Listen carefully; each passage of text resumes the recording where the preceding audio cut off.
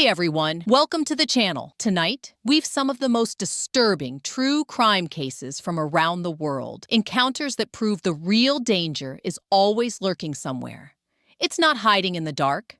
Before we start, tell me where you're watching from and what time it is for you. Now, let's step into true crime cases together. James Scott Gregory. The heat in rural Texas carries a silence of its own. Heavy, dry, and unforgiving.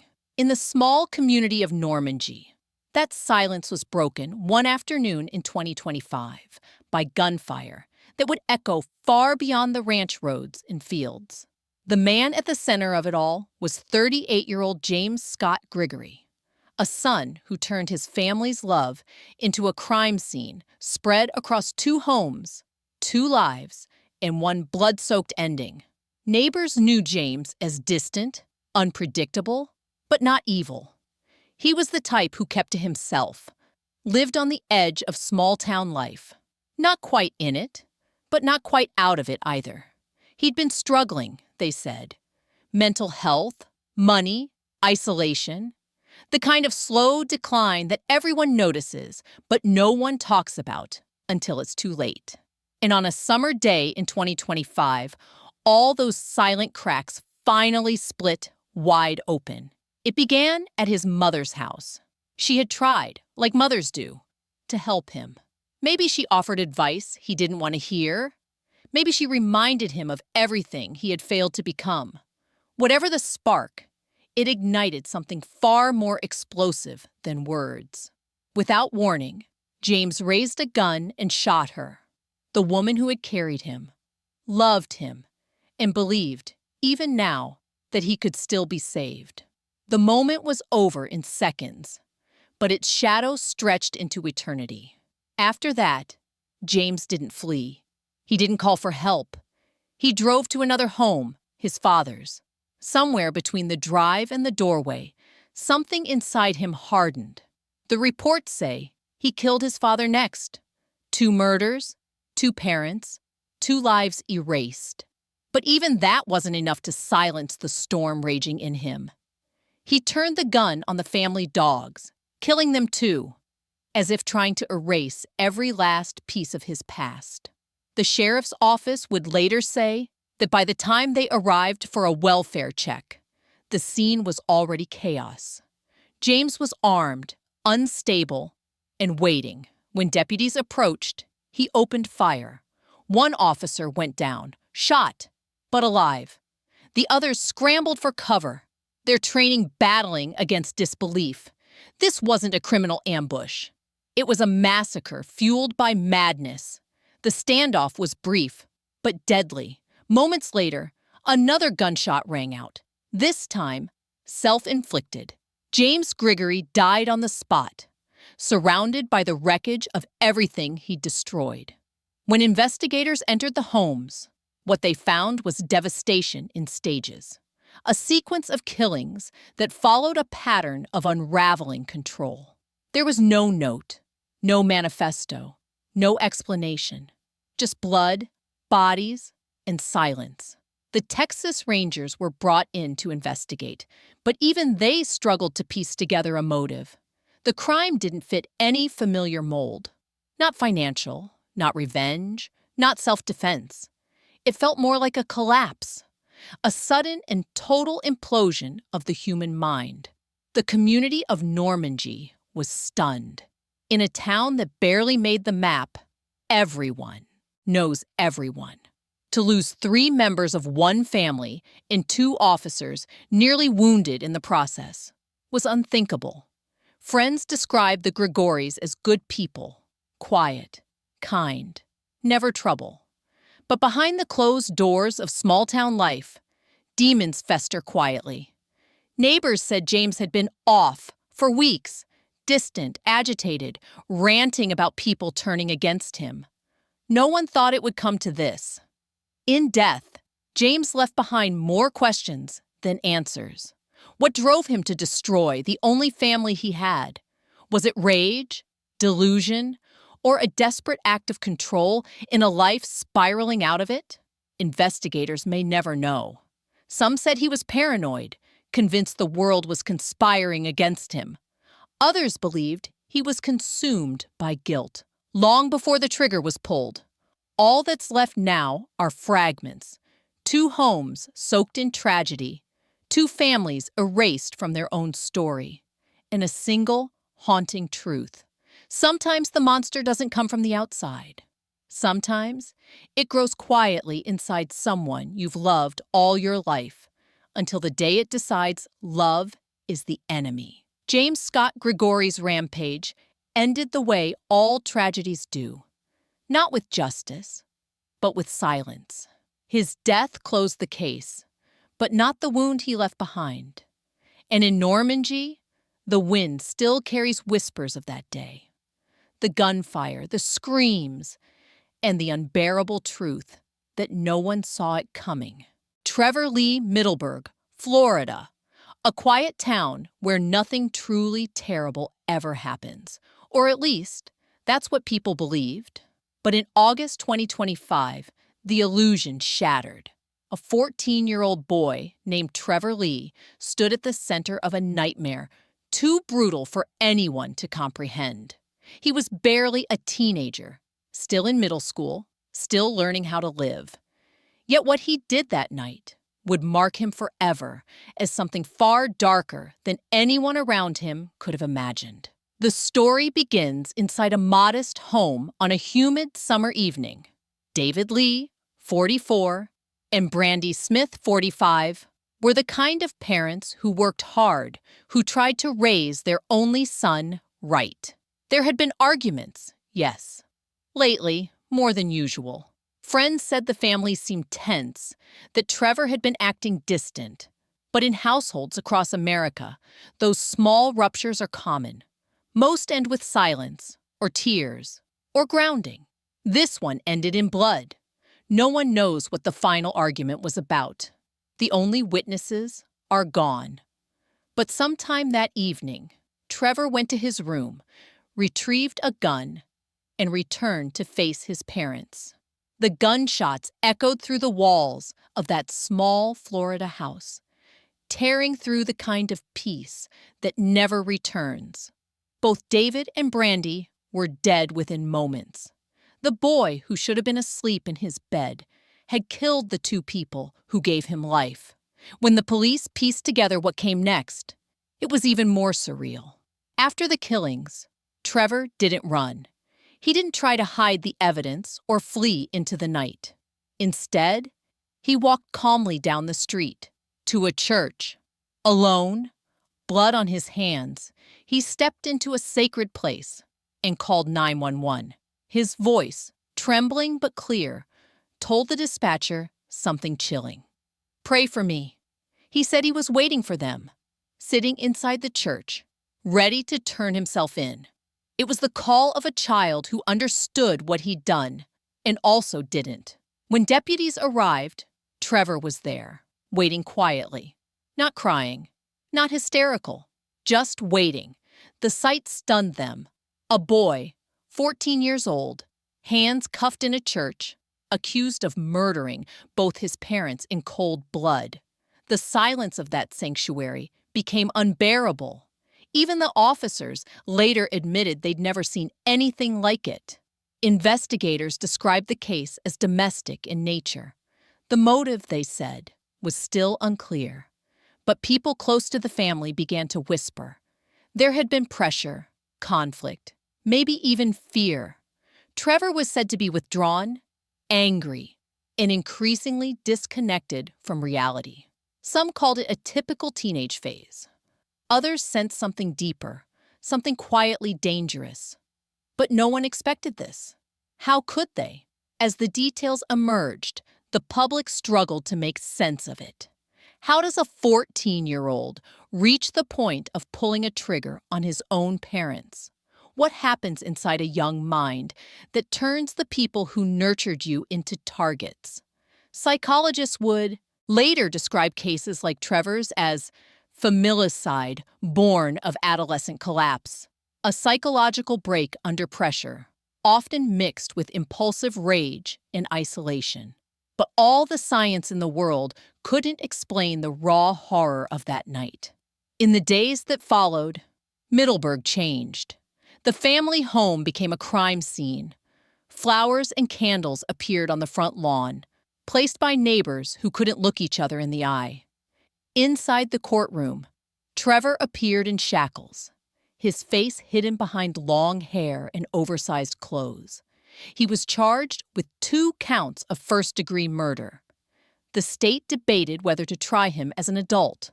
Some said he was too young to understand the magnitude of his actions. Others believed age didn't matter when the act was this deliberate, this final. Prosecutors described a boy who had made a conscious choice, a deliberate decision to kill, not a sudden outburst.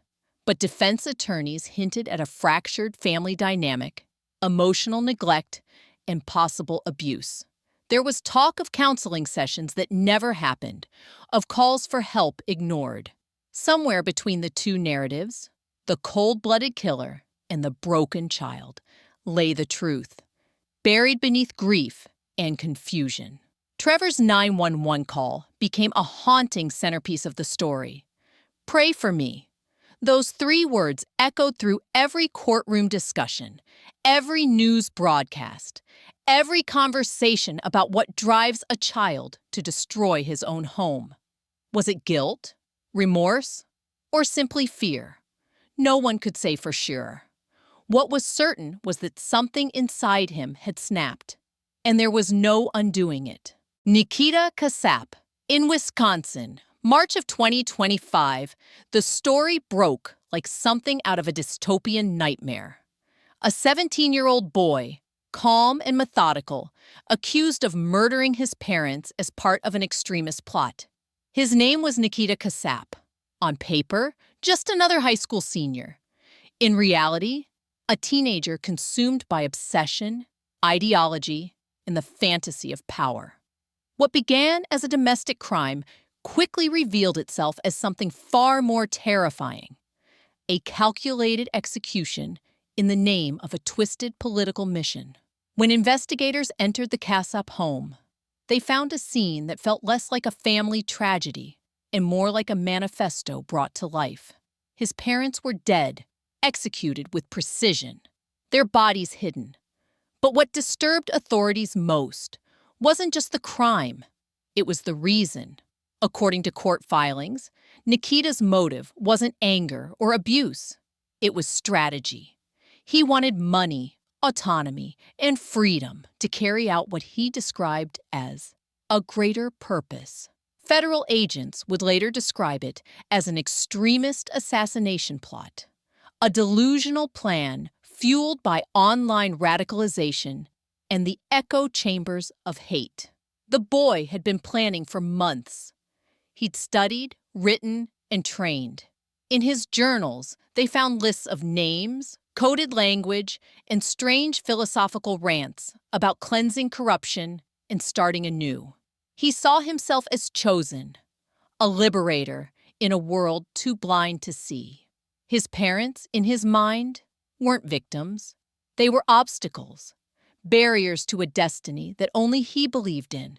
It's difficult to imagine the mindset of a teenager turning ideology into murder.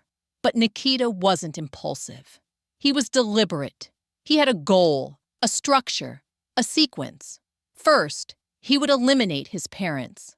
Then, he would take their money, their identities, and use the resources to move forward with his plot. That level of premeditation stunned even seasoned investigators. He didn't act out of rage, one federal agent said. He acted out of belief, and that's what makes him dangerous. The killings themselves were cold and efficient. There were no signs of struggle, no cries for help. After the murders, Nikita went about concealing the evidence, hiding the bodies, and taking steps to cover his tracks. He even attempted to access financial accounts, forging documents to give himself control. When authorities caught up to him, he was calm, almost curious, as if being arrested was just another stage of his plan. The absence of remorse wasn't teenage bravado. It was conviction. In interviews, he spoke of ideology like a gospel. Abstract, detached, and frighteningly confident. He didn't talk about love, loss, or family. He talked about systems, power, and revolution. To him, the murders weren't evil. They were necessary. He saw himself as part of a movement, though no movement ever claimed him. His reality existed only in the confines of his mind and the dark corners of the internet, where extremism festers unchecked. Psychologists who reviewed his case called it radicalization without community, a phenomenon where isolation breeds delusion. Nikita's parents likely had no idea how deep their son had gone. They might have noticed his withdrawal, the change in his tone, the quiet anger, but never enough to imagine what he was planning. Most parents wouldn't. He was their son, not a threat, not a killer, until the night he decided he was both. When the story broke, it shocked the nation, not just because of the brutality, but because of what it represented. The merging of youthful idealism and digital extremism, the corrosion of empathy by ideology. Nikita's crime wasn't just murder, it was a glimpse into the new shape of evil. Calculated, detached, ideological, and disturbingly young. The aftermath left more fear than closure. Federal authorities stepped in, investigating links to online extremist communities and encrypted communications. They wanted to know whether Nikita acted alone or whether someone had pushed him toward the edge. But regardless of what they found, the damage was done. 2 parents gone, a child turned killer, a family line cut off by belief, masquerading as purpose. People who saw him in custody said he didn't look like a murderer. He looked like a kid, thin, pale, almost fragile. But his words carried the weight of fanaticism. "I had to," he reportedly told investigators. "They wouldn't let me finish what I started." It was the kind of statement that lingers in your mind long after you've heard it, not because of its violence, but because of its conviction. Today, the case is still active, wrapped in secrecy in federal oversight. But even without a verdict, one thing is certain. Nikita Kasap represents a chilling evolution of horror. Not born of rage, but of ideology. Not fueled by hate of others, but by belief so warped it turned inward. And somewhere in Wisconsin, there's a quiet suburban home that once held a family, now empty.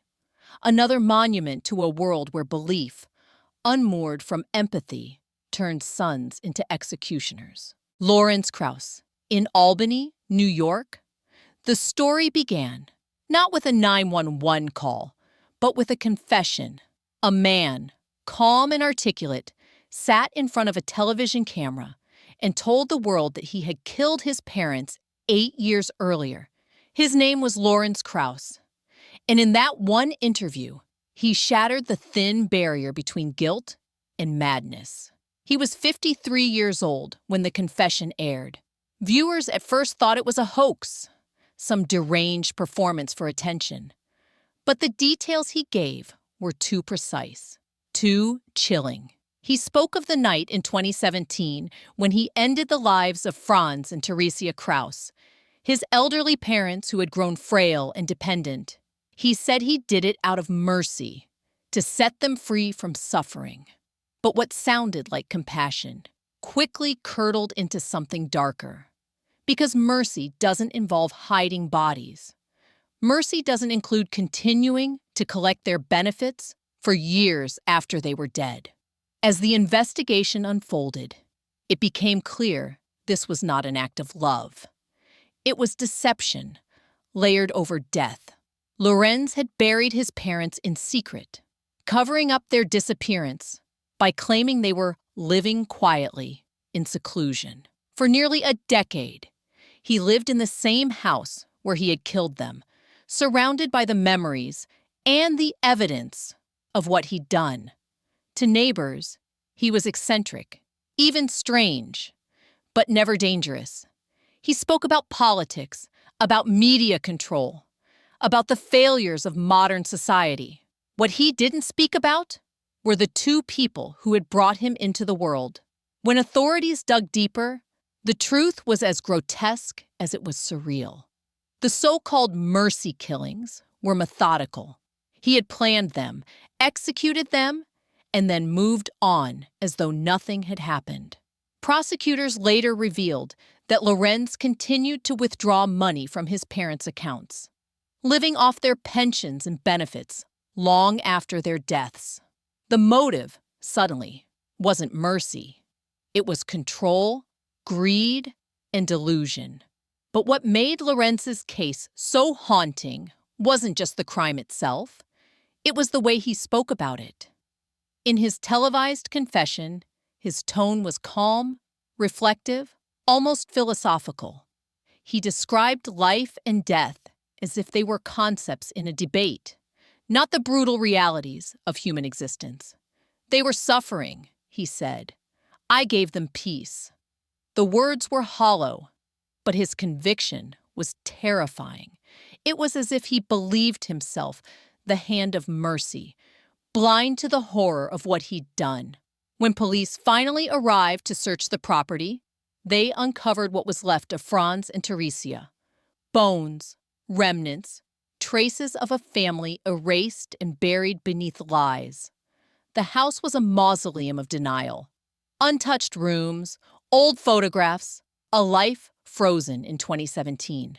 For years, no one had asked questions.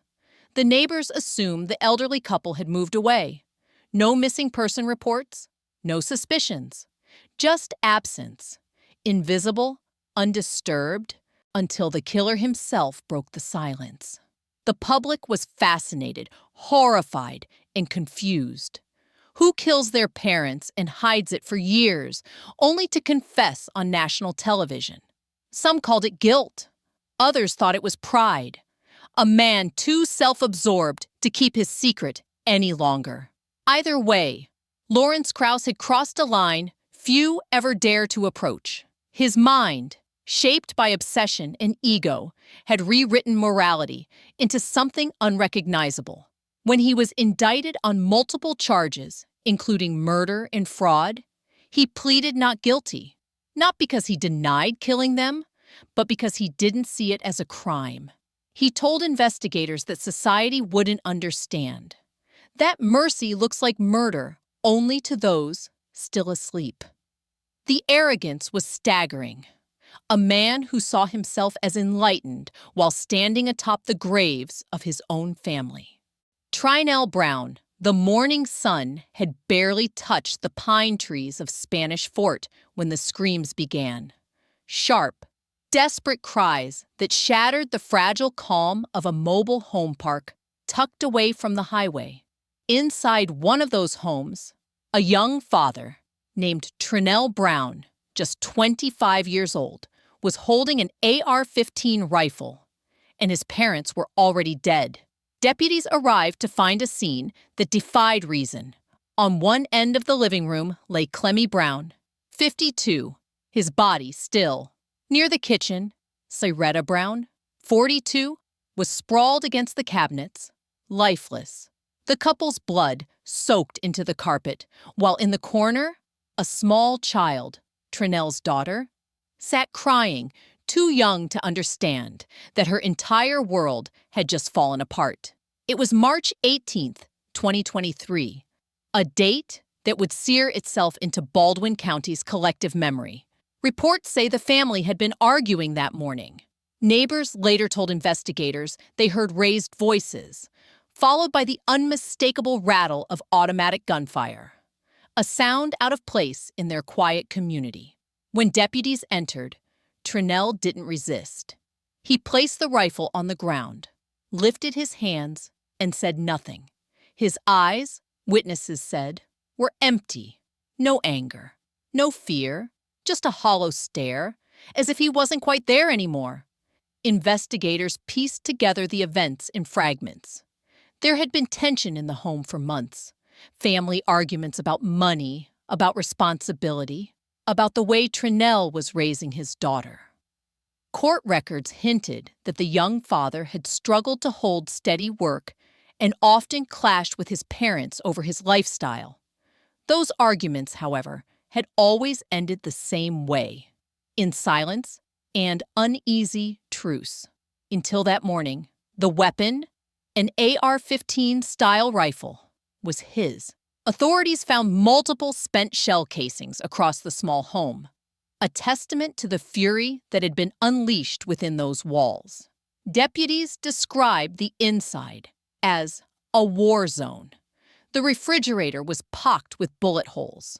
A wall clock had stopped at 9:42 a.m.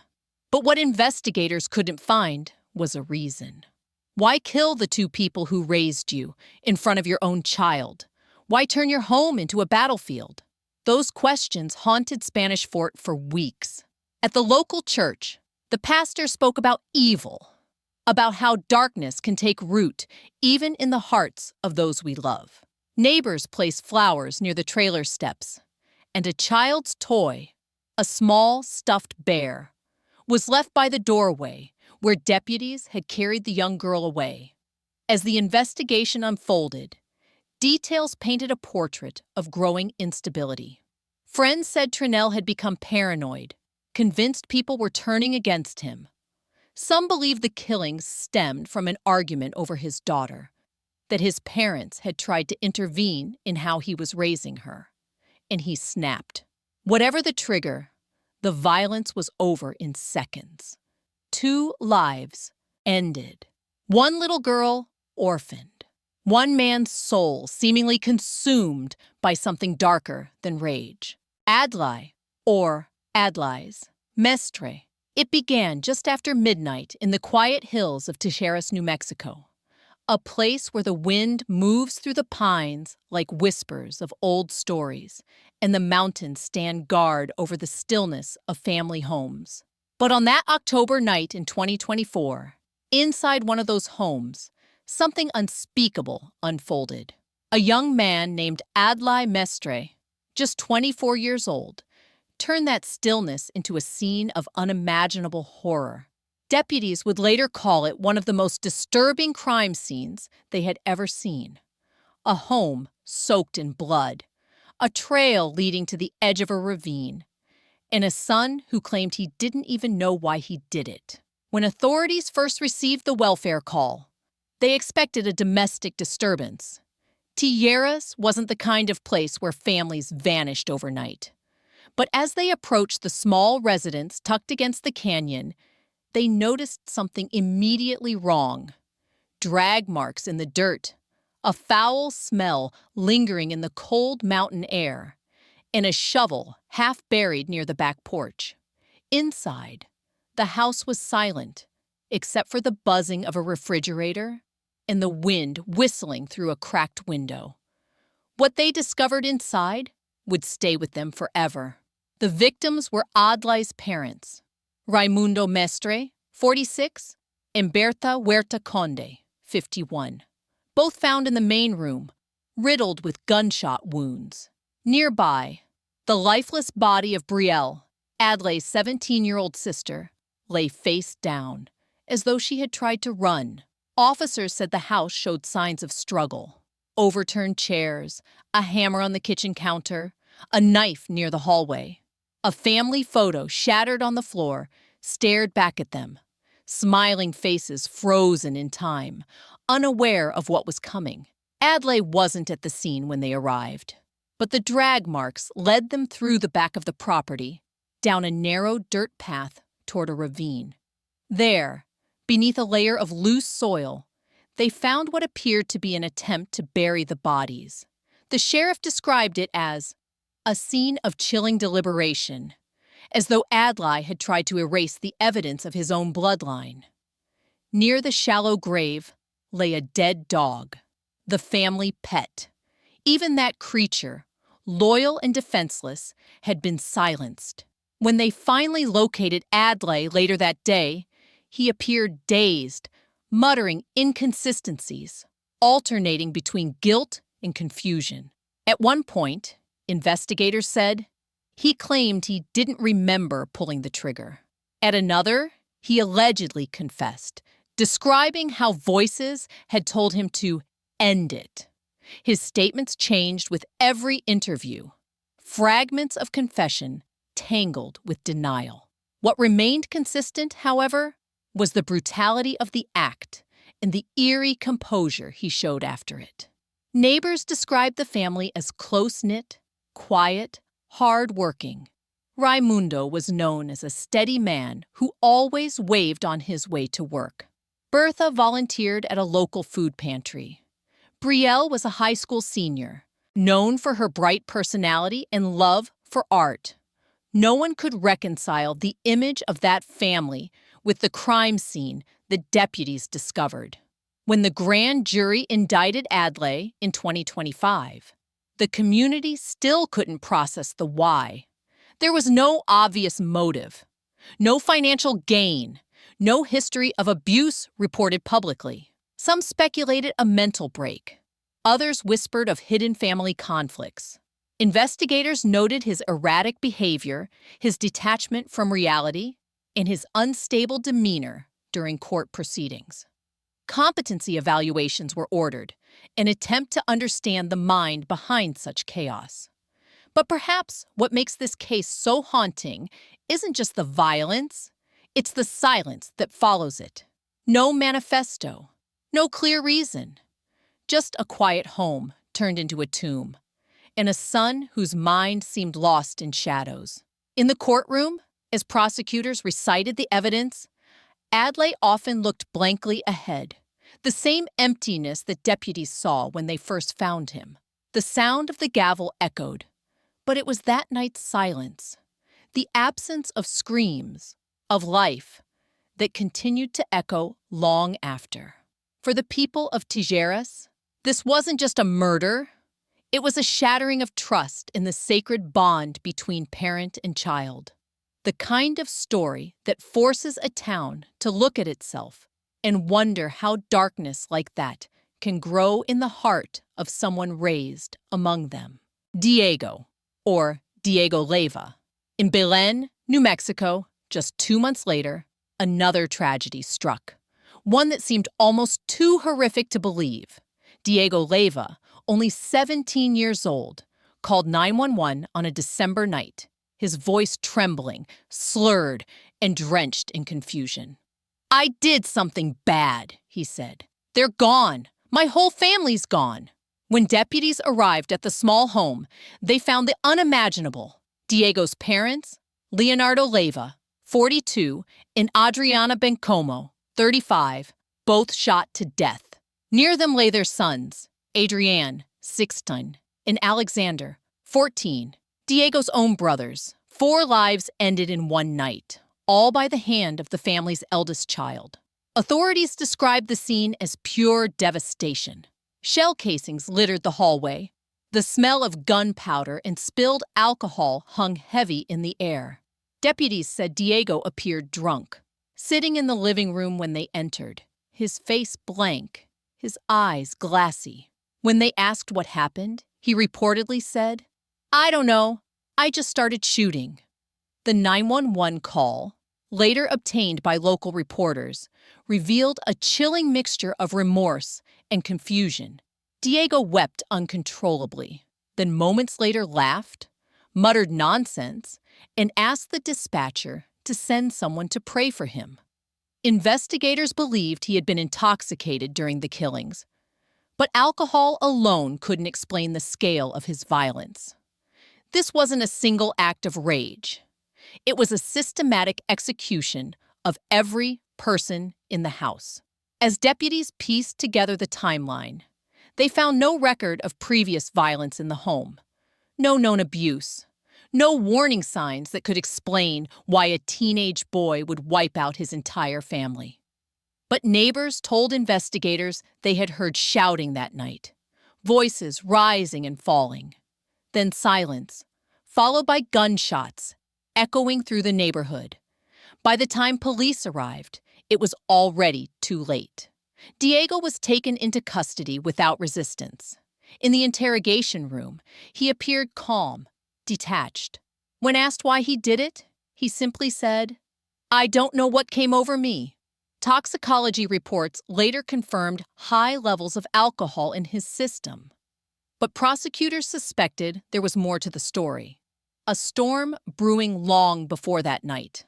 Classmates from his high school described Diego as quiet but distant, often angry at his parents for imposing rules he thought were unfair. Some said he'd been spiraling, drinking heavily, skipping classes, arguing with teachers. One friend claimed Diego once joked that he'd end it all one day. No one thought he meant it literally. After his arrest, Diego's face appeared across national headlines. The image of a teenager whose drunken confession shattered an entire bloodline. As he sat in juvenile detention, reporters questioned how a young man could harbor such darkness. Experts debated whether the act was the result of intoxication, mental illness, or a sudden, psychotic break. The truth may never be fully known. The small town of Belen was left haunted by the aftermath. 4 coffins, 1 family. A home turned into a crime scene that neighbors couldn't bear to look at anymore. Local clergy held vigils, candles lined the sidewalks, and people wept for children who would never grow up, and for the boy who destroyed them all. In court, Diego said little. He stared blankly as prosecutors described the carnage. There was no clear motive, no manifesto, no rage-fueled justification, just silence, and the cold echo of a night when something inside him broke beyond repair. Thomas Moore, the Moore home, stood near the water's edge in the sleepy town of New Point, Virginia. A white farmhouse framed by oak trees and the slow hum of cicadas. To anyone passing by, it looked peaceful. The kind of place where time moves gently and families grow old together. But on one humid June night in 2022, that illusion of peace shattered forever. When deputies entered the home, the first thing they noticed was the silence, that heavy, dreadful quiet that follows violence. Inside, Thomas Moore, just 24, was sitting on the floor, covered in blood. His parents, Adam and Melissa Moore, lay dead nearby. Both had been stabbed multiple times. The knife, the same one used in the killings, rested beside him. According to early reports, Thomas didn't run, didn't fight. He simply sat there and whispered, "It's done." No one could understand why. Adam Moore was described as a patient, kind man, the sort who fixed broken fences for neighbors without asking for anything in return. Melissa was known for her gentle nature, often baking pies for church events. Their son had been quiet, a bit withdrawn, but never violent. Neighbors said they had seen Thomas mowing the lawn the day before. Nothing unusual, but inside the home, investigators found signs of an argument that had spiraled out of control. A shattered photo frame, a chair knocked over, blood trails leading through the hallway. The official reports didn't detail what the argument was about. Some said money. Others said Thomas had been struggling with mental health issues, living in isolation, retreating further into himself. What no one foresaw was the explosion of violence that would end in tragedy. Autopsy findings later revealed that both parents had tried to fight back. Defensive wounds marked their hands and arms, suggesting they had begged their son to stop. But the attack continued until neither could move. The sheer savagery of it stunned even seasoned investigators. When deputies questioned Thomas, he was calm, too calm. He told them he had to do it, but couldn't explain why. No drugs were found in his system, no evidence of outside influence. Just a mind fractured, perhaps beyond understanding. The Moore murders shook the small Virginia community. Matthews County wasn't accustomed to scenes like this. Not double homicides, not parents slain by their own child. At the candlelight vigil held days later, townspeople stood in silence, clutching candles as the local pastor read the Lord's Prayer. Even those who didn't know the family felt the weight of it.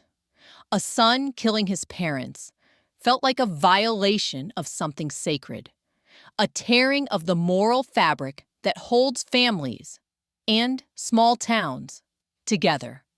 As prosecutors laid out the evidence, they described the scene as a manifestation of bottled rage. But even they admitted the motive was elusive. Sometimes evil doesn't come wrapped in a clear explanation. Sometimes it's just a moment, one that begins with words, escalates with fury, and ends in blood. Thomas Moore was charged with 2 counts of first-degree murder. In court, he rarely spoke. His expression was distant, as though he were watching his own trial from far away. There was no outburst, no remorse that anyone could see. When the judge read the charges aloud, he blinked, but said nothing. Kevin A. Schmidt. It was a quiet Saturday morning in Sycamore, Illinois. The kind of town where people still wave from their front porches, and crime feels like something that happened somewhere else. But on that day in early 2025, the silence was broken by the sound of sirens and disbelief. Inside a modest suburban home, police discovered the lifeless bodies of Holly and Gary Schmidt, a couple who had spent decades building a life, raising a family, and doing everything right. Both were found brutally murdered. The suspect? Their own son, 35-year-old Kevin Schmidt. The neighbors would later describe him as odd, quiet, but not dangerous. They'd seen him mowing the lawn, taking out the trash, and exchanging polite nods. No one could have guessed what darkness was brewing behind those drawn curtains. But the truth is, the warning signs had been there for years. Court records revealed a tangled web of family tension, protective orders, and accusations that hinted at something far darker than domestic discord. A brewing storm of resentment, paranoia, and rage. Kevin had lived most of his adult life in his parents' shadow. He bounced between jobs, struggled with relationships, and often blamed others for his failures. His parents, Holly and Gary, had tried to help him, financially, emotionally, even legally. But love has limits. In the months before their deaths, a protective order had been filed against Kevin after a series of violent outbursts. When that order expired, so did any illusion of safety the couple might have had. Friends recall Holly saying she just wanted peace, that maybe her son had changed. But what she didn't know was that Kevin had been planning something final. Investigators later pieced together a disturbing timeline. Kevin had returned to the family home days before the murders, insisting he wanted to talk, to make things right. But what he brought instead was a chilling mix of vengeance and calculation. Inside the house, police found evidence of a struggle, signs that both parents had fought desperately for their lives. Yet there was no sign of forced entry, no robbery, no strangers, just family and betrayal. The confession came fast. When officers brought Kevin in for questioning, he didn't fight. He didn't deny. He spoke calmly, almost detached, as if the reality of what he'd done hadn't caught up to him yet. They never listened, he said, according to reports. They treated me like a problem. It was less a confession of guilt than a justification of pain, a twisted attempt to rewrite the story of his own failure into one of control. But nothing about this was control. It was chaos masquerading as reason. Authorities described the crime as planned and deliberate. There was no moment of passion, no sudden snap. Kevin had waited for the perfect time, after the order expired, after the neighbors stopped checking in, after his parents had let their guard down. When it finally happened, it was fast, brutal, and merciless. The small town of Sycamore recoiled in horror. This wasn't just another tragedy. It was the destruction of a family from the inside out. People who had known the Schmidts for years gathered outside the home, laying flowers on the lawn, whispering prayers they didn't really believe would help. Reporters called it an act of pure evil. And for once, the phrase didn't feel like exaggeration. Kevin was charged with multiple counts of first-degree murder. He showed little emotion in court. No tears, no remorse. His face, pale and still, was unreadable. The kind of blank that unsettles you more than any display of anger ever could. Prosecutors described a man consumed by control, driven by resentment, and coldly capable of killing the two people who gave him life. His defense team suggested mental instability, untreated rage, the echoes of long-buried trauma. But even if all that were true, it didn't bring back Holly and Gary. It didn't explain why he didn't just walk away, why he didn't ask for help, why the only peace he could imagine was silence. Nicholas Kirchner. When Georgia police stopped the car that June night in 2025, they thought it was a routine traffic stop. The man behind the wheel was calm, polite, cooperative. His name was Nicholas Kirchner. But before the officers could even ask for his license, he said something that froze them in place. "You're looking for me. I already killed 2 people." The confession rolled off his tongue as if it were a fact, not a crime. Within minutes, what began as a traffic stop turned into the unraveling of one of the year's most disturbing parricide cases. Authorities soon learned that the 2 people Kirchner was referring to were his own parents. He had been wanted by Florida law enforcement, but until that night, he had slipped away, driven hundreds of miles, leaving behind a house soaked in silence and horror. When officers pressed him for details, he described the killings as a righteous act. He said his parents had to go. He didn't weep. He didn't beg for understanding. He simply justified. It was the kind of language investigators would later call extremist, delusional, and apocalyptic. Neighbors back in Largo, Florida, described the family as private, polite, almost invisible. Nicholas was quiet, but intense, a man who spent most of his time online, consumed by conspiracy theories and fringe ideologies. His worldview had been shifting for years, sliding deeper into fanaticism. He spoke about purity, divine justice, the cleansing of evil. When the police searched his residence, they found journals and online posts filled with cryptic writings, mixing religion, politics, and hate into something incoherent, yet disturbingly certain.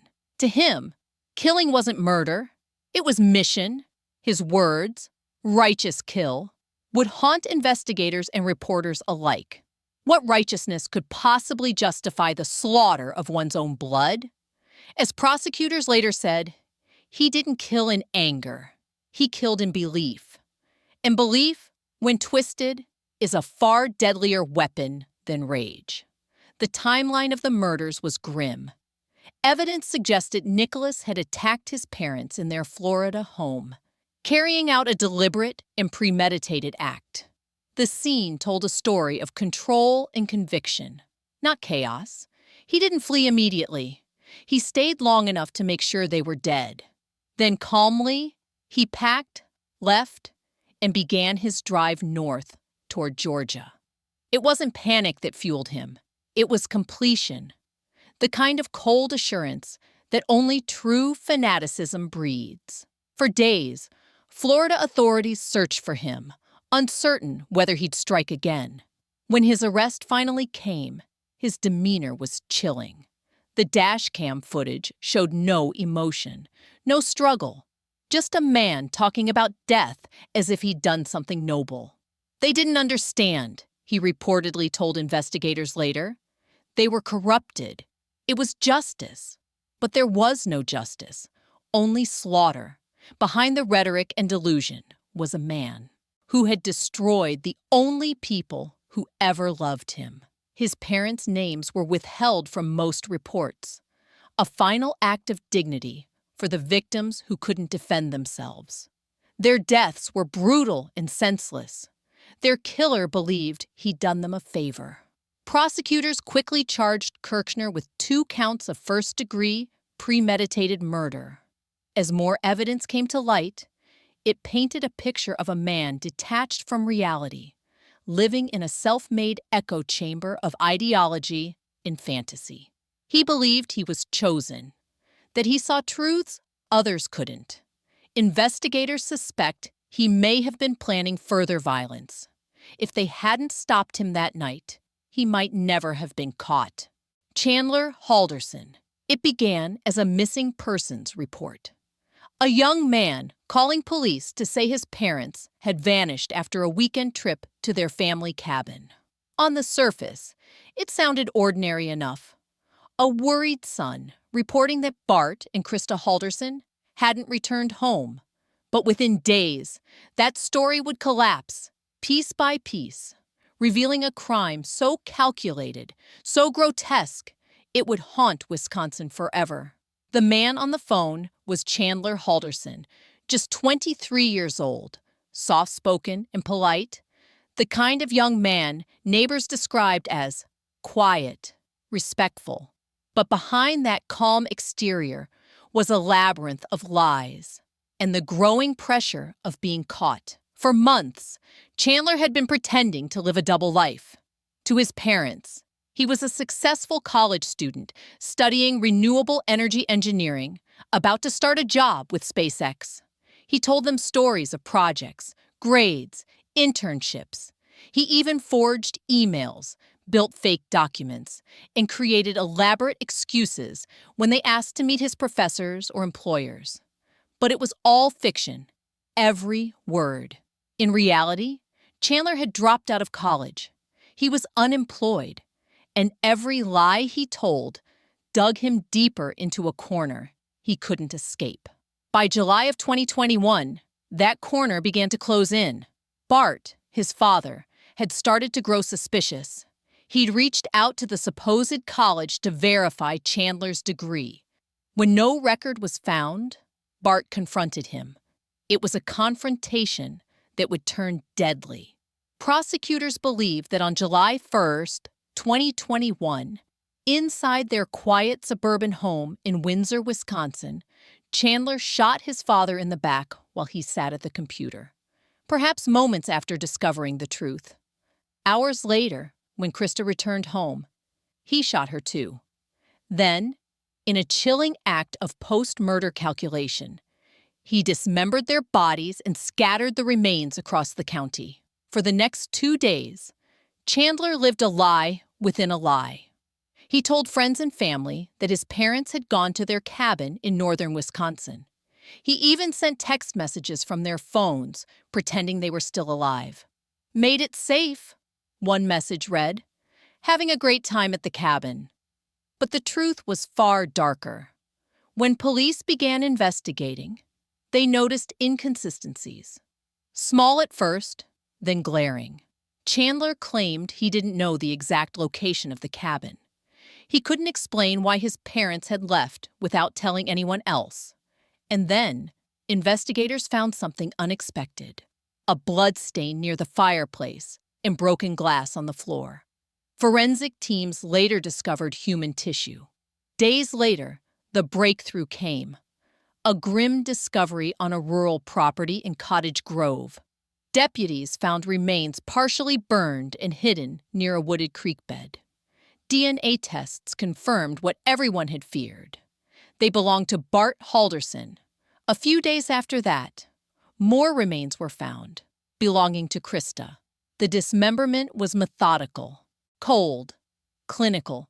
Investigators said Chandler had attempted to burn and dispose of the bodies using household tools. Saws, a hatchet, even scissors. When confronted, he showed no emotion, no panic, no grief. He simply denied everything. The motive soon became clear: exposure. His entire life, the college degree, the high-paying job, the success story he'd sold to his parents, was a fabrication. Bart and Krista had begun uncovering his lies, and Chandler knew the truth would destroy the illusion he'd built. Instead of facing it, he decided to erase the witnesses, the two people who loved him most. The trial, held in 2022, captivated the nation. Chandler sat in court with a blank expression, as prosecutors detailed the brutality of his actions. The jury heard about the fake emails he'd sent posing as university staff, the faked job offer, and the hours of internet searches on how to dispose of a body. They saw images from inside the Halderson home, the blood spatter, the cleaning supplies, the tools used to dismember. Every piece of evidence painted the picture of a man who killed not out of rage, but out of sheer selfish desperation. In her closing statement, the prosecutor described him as a man who built a tower of lies, then murdered to protect it. What struck observers most was his lack of emotion. Throughout the trial, Chandler rarely flinched. No tears, no visible remorse. He spoke softly, mechanically, even when describing how his parents went missing. To jurors, it felt rehearsed, a performance he'd been perfecting long before the murders. The verdict came swiftly. Guilty on all counts. 2 counts of first-degree intentional homicide, 2 counts of mutilating a corpse, and multiple charges of providing false information to authorities. The judge sentenced him to life in prison without parole. When the sentence was read, Chandler showed no reaction. But in the courtroom gallery, friends and family wept. One of Krista's friends spoke through tears. She loved him. She believed in him. And he destroyed her for it. In the aftermath, detectives admitted it was one of the most chilling cases they'd ever seen. Not just because of the brutality, but because of the calm deceit that followed it. A son who murdered his parents, then calmly walked among neighbors, smiling, pretending everything was fine. Even now, people who knew the Haldersons struggle to comprehend it. They remember Bart's laughter at neighborhood barbecues, Krista's kindness, their pride in their son, a pride built on lies.